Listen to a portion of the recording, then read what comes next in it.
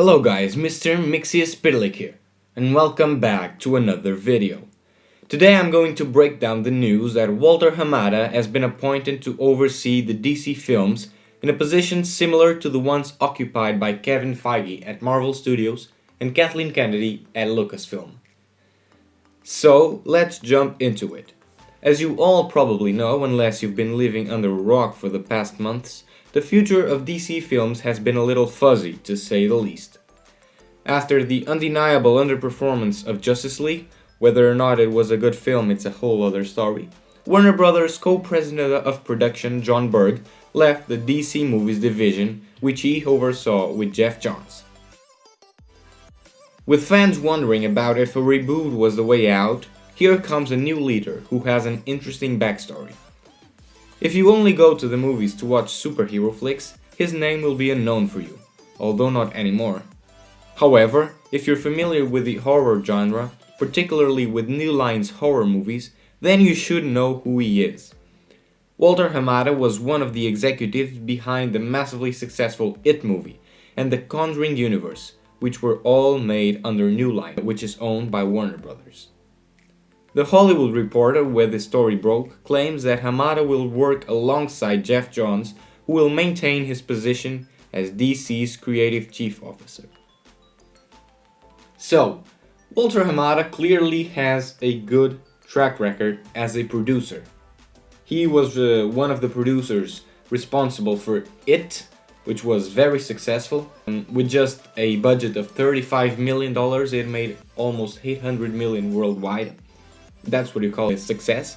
He was also behind Annabelle creation and the first one also, the Conjuring films 1 and 2, which, what does it mean? Well, it means that he already has a good relationship with James Wan, who obviously directed the Conjuring movies, where Hamada worked on, and is now directing Aquaman, which has been already shot, it's now in post-production, and also with David F. Sandberg, who is working on Shazam and was responsible for Annabelle creation. And it's very interesting that these two are the two directors that are behind the next two DC movies, and it's very encouraging to hear that the new leader of the DC films universe is someone who has a good relationship, working relationship with the two next directors for the DCEU. According to the Hollywood Reporter, he also has a good relation with Geoff Johns. Geoff Johns tweeted welcoming Hamada to the DCEU. And by that tweet, we learned that Hamada has been working with Geoff Johns and David F. Sandberg on Shazam. And apparently, it was because of his great work on Shazam that he was promoted to oversee the entire DC Films universe. Now, I know what you're gonna say. Well, he comes from a horror background, he doesn't know these characters that much. Well, we don't know that, but we assume he doesn't know them that well. How can he be the leader of this universe? Well, let me say. This position he has on DC films, he will be advised by Geoff Johns, which, well, is one of the best writers of our time. Everything DC he knows. And let's not forget, Hollywood is, before all, a business.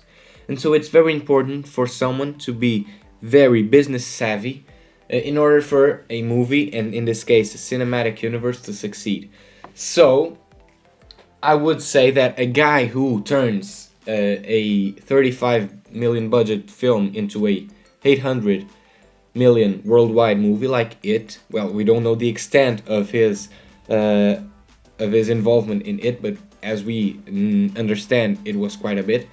And so it is this kind of people that should be brought in places of leadership, and Geoff Johns will always be there to help him and guide him with more of the artistic and creative decisions, and that's also on the director's part. So I think that should be clear.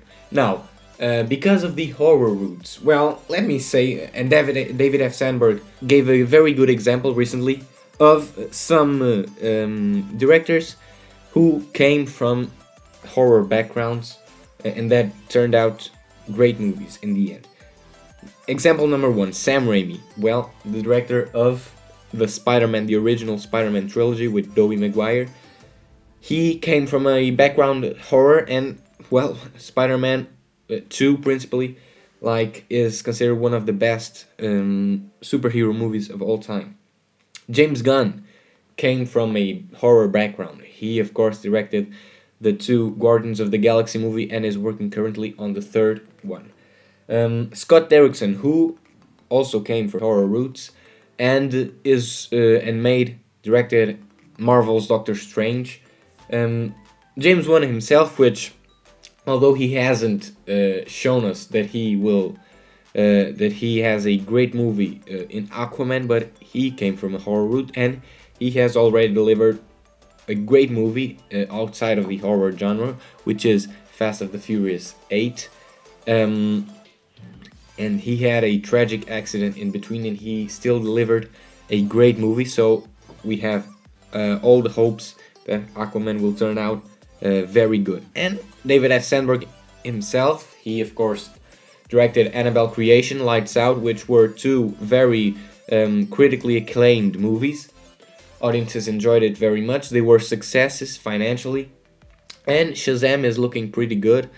Of course, we have Zachary Levi starring as Shazam, and we also have all the high hopes for that movie as well. One interesting thing I got from this, The Hollywood Reporter article, which I will link in the description, was a small but interesting line, which said that Walter Hamada would share resources both from Warner Brothers and New Line. And I wonder, does this mean we will get more New Line DC films? As you may know or may not know, Shazam will be the first DC movie made under New Line, and the only movies we know are going to be made by New Line are Shazam and then the Black Adam movie starring Dwayne "The Rock" Johnson. And well, I have a video on breaking down the Shazam movie and how I think it could lead to a potential 3rd movie, the Shazam, the Black Adam, and then a 3rd and final movie, all done under New Line. I will leave a link for that video in the description and also a card right on the top and corner for you to check it out. But does this mean we will get more of New Line movies? It would be easier, I think, for these movies to come out, because if 2 studios, although under the same roof, if 2 studios were producing movies, it would be easier, and maybe it could lead to a possibility of more movies, more quantity, while keeping the quality, which we hope is the case. Also very interesting in the Hollywood Reporter article is the mention of Hamada also being overseeing separate DC movies, licensed under DC. That could mean like Vertigo and stuff, but it brought up an interesting point, like we've heard of the Martin Scorsese Joker film. Does this mean these movies will still go ahead at Warner Brothers? I think they should.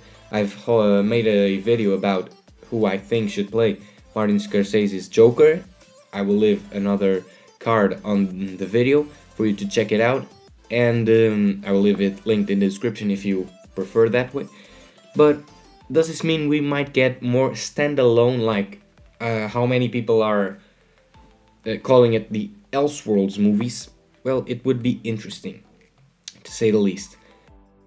So, in conclusion, I think this is a good step for the DCEU. However, we just have to wait for the new slate. If there's a new slate at all, I think there should be, because if you hire someone new, then you're admitting there are problems, which means people are waiting for these problems to be solved, and the only way they will be solved is by making changes. And the slate, it's been a little fuzzy. We've heard many announcements, although not directly from Warner Brothers, but we've heard many announcements. There was supposedly a slate shown at both San Diego Comic-Con and Brazil Experience, like Brazil's Comic-Con, earlier last year. And so we need that slate we don't even need the dates, but we just need to know which movies are coming and which order. The dates could be thrown out later if they don't want to have that much of a commitment to the movies. So that's what I think. I think we should wait for that slate because, well, we can't decide if Hamada is a good pick or not until he actually makes some decisions, some new decisions, and yeah, we just have to wait and see. And there you guys have it. These were my thoughts on Walter Hamada being brought on as the DCEU president. But most importantly, what do you think? That's what I want to hear in the comment section below. I hope you enjoyed this video, and if you did, make sure to leave a like and share it with all your friends and family. Don't forget to subscribe to the channel so that you don't miss any of my videos, and while you're at it, make sure to follow me on Twitter and Facebook at Real5Dimension, or simply by clicking the links in the description. Be sure to stay tuned to the channel, and if you haven't, you can check out the first episode of my series Fantastic Fancasting, the DC edition, where I fancast some iconic DC characters right here.